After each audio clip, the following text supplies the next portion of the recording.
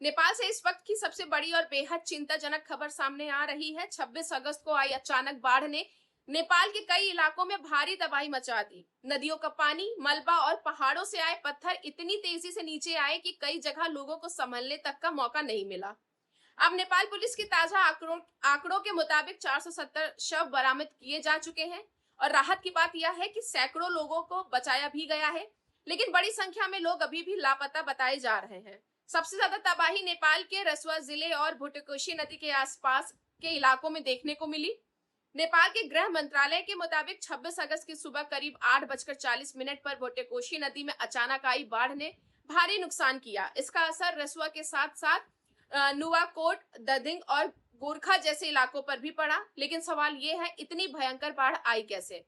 प्रारंभिक वैज्ञानिक आकलनों के मुताबिक यह सामान्य मानसूनी बाढ़ से अलग घटना थी। हिमालय के ऊंचाई वाले इलाके में बर्फ और चट्टान के बड़े हिस्से के टूटने या खिसकने से नदी में अचानक भारी मात्रा में पानी और मलबा पहुंचा, जिसके बाद फ्लैश फ्लड जैसी स्थिति पैदा हुई। रिपोर्ट्स के मुताबिक कुछ जगह नदी का जल स्तर बेहद कम समय में कई मीटर तक बढ़ गया।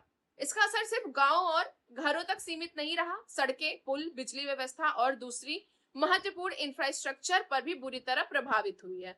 कई इलाकों में सड़क संपर्क टूटने की वजह से राहत और बचाव दलों पहुंचने मुश्किल आ रही है। इस वक्त नेपाल सेना, पुलिस और आर्म पुलिस फोर्स की टीम राहत और बचाव अभियान में लगी हुई है।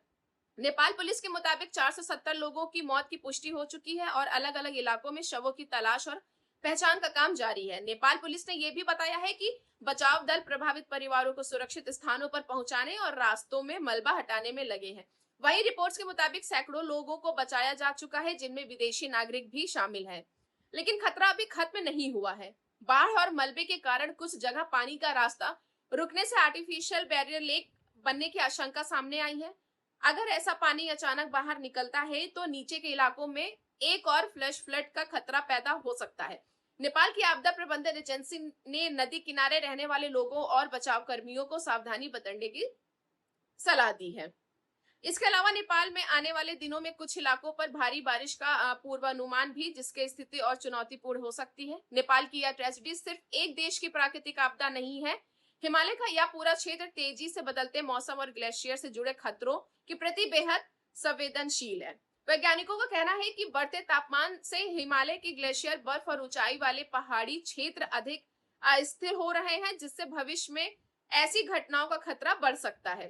फिलहाल सबसे बड़ी प्राथमिकता है लापता लोगों को ढूंढना, घायलों को इलाज देना और प्रभावित परिवारों तक राहत पहुंचाना। नेपाल की इस ट्रेजेडी में 470 लोगों की मौत की पुष्टि हो चुकी है, लेकिन अंतिम आंकड़ा अभी और बदल सकता है क्योंकि खोज और पहचान का काम जारी है। धन्यवाद। मैं हूं तान्या सिंह और आप देख रहे हैं खबरनामा विद तान्या।